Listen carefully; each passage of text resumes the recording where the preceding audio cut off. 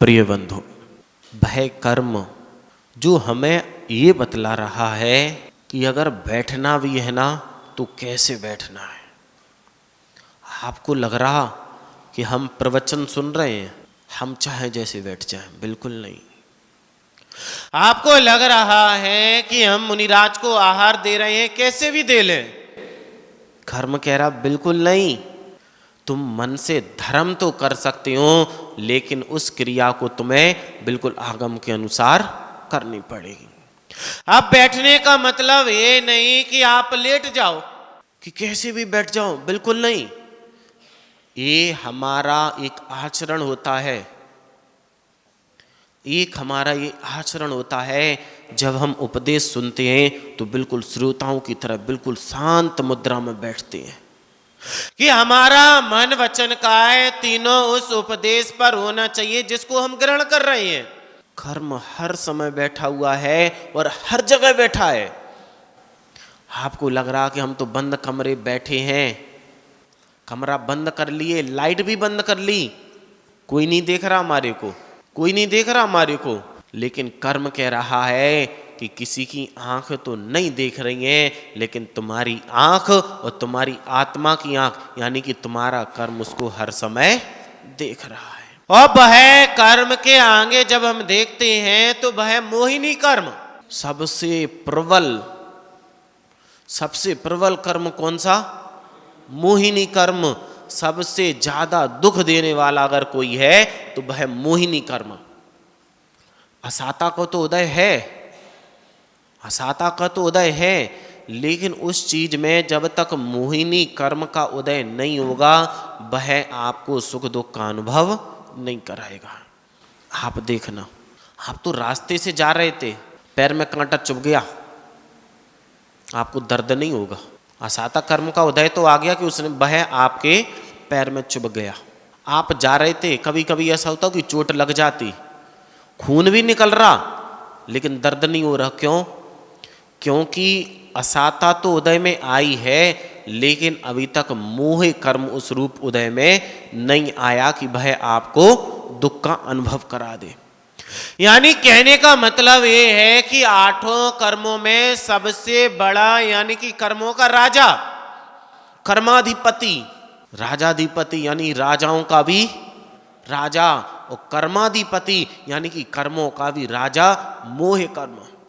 आचार्य भगवान पूजपाद स्वामी महाराज इष्टोपदेश में कहते हैं, मोहिन समृतम ज्ञानम स्वभावम लभते नहीं, कि जब हमारा मोहिनी कर्म का उदय ऐसा होता है कि हम मंदिर में बैठे बैठे हम प्रवचनों को सुनते सुनते हम किसी की दीक्षा भी देखते रहते हैं, लेकिन अपनी आत्मा का स्वभाव हम नहीं समझ पाते हैं।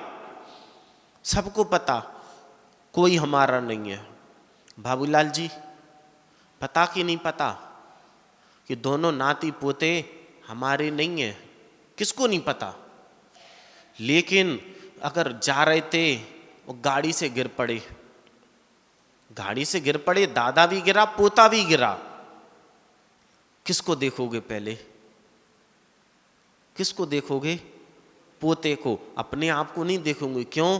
क्योंकि आपका मोह अपने से कम है।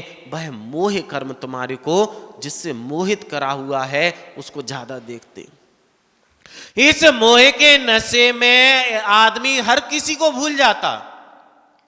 उसको ये याद नहीं रहता कि मंदिर जा रहे थे, देवसात गुरु के सामने जा रहे थे, इसलिए जा रहे थे कि उस मोह को कम कर सके। किसको कम कर सके? मोह को। पता चला कि कुछ ऐसा हुआ कि मोह और बढ़ के सामने लोगों को दिख गया। अभी तक तो हम समझ रहे थे कि उस व्यक्ति से मोह है, लेकिन अब लोग भी कहने लगे कि उस व्यक्ति को उससे मोह है। यह मोहिनी कर्म है, वह हमारे आत्मा के स्वभाव से बिल्कुल हमारे को इतना दूर कर देता है कि हम चाहते हैं कि हमें अपनी आत्मा में वैराग्य को उत्पन्न करना है, लेकिन वह मोहिनी कर्म तुम्हारी आत्मा में वैराग्य को उत्पन्न नहीं करने देगा। आत्मा में वैराग्य कौन लाता है? ये मोहिनी कर्म का जब क्षयोपशम होता है तो यहां तक तो हम शादी करने वाले थे। अब याद करो आप भगवान नेमिनाथ को, मोह के महाबंधन में बंधने जा रहे थे, लेकिन सामने वह मोहिनी कर्म का ऐसा क्षयोपशम बढ़ा, ऐसा क्षयोपशम बढ़ा कि उन निर्जीव, उन मूक पशुओं को देखकर उनके अंदर वैराग उत्पन्न हो गया। अब सोच कर देखो कि मोहिनी कर्म काम कैसे करता। लोग कहते कि भाई उन्होंने सुना भर कि इनको काटा जाएगा। जो जीव काटते हैं तो उनको ये समझ में नहीं आ रहा क्या कि हम भी तो जीवों को काट रहे हैं, कष्ट दे रहे हैं, उनको परेशान कर रहे हैं, ये उनको समझ में नहीं आ रहा। उनको भी समझ में आता है, लेकिन उस समय उनका मोहिनी कर्म का इतना उदय होता है, इतना उदय होता है कि वे अपनी आत्मा का यानी कि आत्म धर्म को नहीं समझ पाते। वह व्यक्ति शादी करने के लिए जा रहा था, लेकिन ऐसा निमित्त मिला, ऐसा मोहिनी कर्म का यानी चारित्र मोहिनी का ऐसा क्षयोपशम बढ़ा, ऐसा क्षयोपशम बढ़ा कि कहां की शादी, कहां की वधू और कहां पर चले गए, वन को चले गए, सब कुछ छोड़ दिया। किस कारण से? मोहिनी कर्म के क्षयोपशम होने से। और बाबूलाल जी एक मोहिनी को नहीं छोड़ पा रहे। कर्म का उदय। हर नाम, पहले के लोग नाम ऐसे रखते थे कि वह तुम्हारे को कहीं ना कहीं वैराग उत्पन्न करा दे। कि जब हमारा विवाह हो रहा था तो समझ लिया कि चलो मोहिनी है, उससे मोह करना है। लेकिन कब तक मोह करना कमल जी? कितनी भी गुणों की माला क्यों ना हो, एक बार जरूर सोचना कि कब तक हमारे को मोह करना है। एक समय के बाद जो फूल तुम्हारे को दिख रहा है, जिसको देखकर तुम आसक्त हो जाते हो, कि वह फूल जिसको देखकर आसक्त हो जाते हो, एक समय बाद भाई ऐसा मुरझा जाता है कि लोगों के अंदर वैराग उत्पन्न करा देता। एक घटना याद आ रही है महात्मा बुद्ध के समय की, कि जब महात्मा बुद्ध का जन्म हुआ तो ज्योतिषियों को दिखाया गया। तो ज्योतिषियों ने कहा कि ये व्यक्ति उस फूल को देख के दिमाग में रखे रहना, उसको विस्मृत नहीं करना। लोगों को बहुत अच्छे लगते हैं फूल। जब लोग हम लोगों के पास भी आते हैं ना, चरणों में चलाते हैं तो आनंद आता है कि बताओ फूल। लेकिन वही फूल हमारे जीवन की सबसे बड़ी भूल बन जाती है कि जिन लोगों को हम फूल की तरह समझकर उनसे मोहित हो जाते हैं, आकृष्ट हो जाते हैं, आसक्त हो जाते हैं, अपनी आत्मा को भूल जाते हैं। और जब हमें समझ में आता है तो समझ में आता है कि सबसे बड़ी भूल हमारी वही फूल हुआ करती है। उनके पिता, उस ज्योतिष ने कह दिया कि या तो ये पुत्र जो है ये तो बहुत बड़ा सन्यासी बनेगा, अथवा बहुत बड़ा ये राजा महाराजा कोई सम्राट बनेगा। अब पिता सोच रहा, सोच कौन रहा? पिता सोच रहा। लेकिन सोचवाने में यानी कि सोचने को मजबूर कौन कर रहा? वह मोहे। कौन कर रहा? मोहे। बच्चे ने खाना खाया कि नहीं खाया, कौन सोचने को मजबूर कर रहा? मोहे। कभी पड़ोसी के बच्चे को तो नहीं देखे ऐसे कि उसने खाया कि नहीं खाया, लेकिन अपने बच्चे को देखते हो, अपने बच्चे के बच्चे को देखते हो कि उसने कुछ खाया पिया कि नहीं खाया पिया। भाई कौन सोचने को मजबूर कर रहा? भाई मोह कर्म। और उस पिता ने भी ये सोचने पे मजबूर कर दिया कि मेरा बेटा राजा बन जाए, महाराजा बन जाए, सम्राट बन जाए, लेकिन एक सन्यासी नहीं बनना चाहिए। ऐसा कितने लोग सोचते हैं कि बेटे की दुर्गति हो जाए मोह के कारण। खिलासी किसके कारण? मोह के कारण, कि मेरे बच्चे की दुर्गति तो हो जाए, लेकिन बच्चा मेरा मोह का पिंड मेरे से दूर ना हो जाए। ऐसे कितने लोगों को पता रहता कि बच्चे की शादी करा दी। सुनना पारस जी, बच्चे की शादी करा दी। पता था कि जब शादी कराने जा रहे थे कि बच्चे की अगर शादी करा देंगे तो बच्चा मेरे से दूर हो जाएगा। किस पिता को पता नहीं रहता कि बच्चे की शादी के बाद वह मेरे से दूर हो जाता? और किस पिता को नहीं पता होता है कि अगर बच्चे को सन्यासी बना दिया तो आज एक पुत्र हमारे से पिता कहता था, आने वाले समय में जितने भी लोग होंगे सारे के सारे मेरे से पिता कहेंगे। यह मोह का परिणाम हुआ करता है कि हम मोह को छोड़ते हैं तो हम जगत पूज्य बन जाते हैं, और यदि हम मोह को नहीं छोड़ते हैं तो घर घर की ठोकरें खाने के लिए हम मजबूर हो जाते हैं। उस पिता ने सारी व्यवस्थाएं करा दी कि देख भैया, कुछ भी हो जाए, बच्चे के सामने ऐसा निमित्त नहीं मिलना चाहिए कि उसको बैराग उत्पन्न हो जाए। उनके खाने पीने की हर चीज की वह व्यवस्था करते हैं कि जैसे ही बेटा उठे और उसको ऐसे भोगों में लगाना, ऐसे भोगों में लगाना कि उसको बैराग उत्पन्न ना हो जाए। कहीं उसके मन में ललित भाई ये भी सोचने को मजबूर ना हो जाए कि आज मेरे को थोड़ा देर हो गया, कि कहीं हम कर्मों का चिंतन करने ना बैठ जाए, कि जिंदगी में उस भाई कुछ भी कर ले, चिंताओं में घिरा रहे, लेकिन उसके दिमाग में एक चिंतन नहीं उत्पन्न होना चाहिए। वरना चिंतन की अलग अलग स्थितियां बनती हैं। कभी चिंतन बैराग को उत्पन्न कर देता है और कभी वही चिंतन हमारी चिंता को समाप्त कर देता है।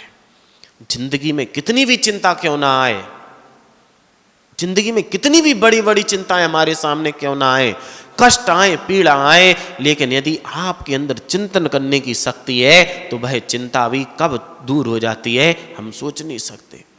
आपको लग रहा है कि व्यक्ति के कारण हमारे को चिंता हो रही है, आपको लग रहा है कि वस्तु के कारण हमारे को चिंता हो रही है, आप अपनी आत्मा में चिंतन को जागृत कर दो। व्यक्ति भी रहेगा, वस्तु भी रहेगी, लेकिन चिंता अब आपकी जिंदगी में बिल्कुल नहीं रहेगी।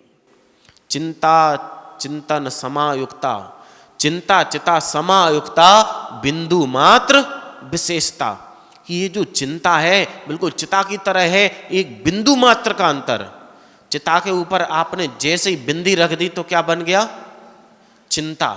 और जैसे ही चिंता जिसको है तो वह बिल्कुल चिता के समान आपको हर समय कहीं ना कहीं आपको जलाती रहेगी, आपकी आत्मा को जलाती रहेगी, आपके शरीर को जलाती रहेगी। जब हमें चिंता होती है तो हमारा मनपसंद भोजन भी क्यों ना सामने रखा हो, खा तो क्या रहे, दाल बाटी चूरमा, किसको खा रहे हो? दाल बाटी चूरमा। लेकिन अगर दिमाग में चिंता है तो ना तुम्हें दाल का स्वाद आ रहा है, ना चूरमा का स्वाद आ रहा है, और बाटी का स्वाद तो हम भूल ही गए।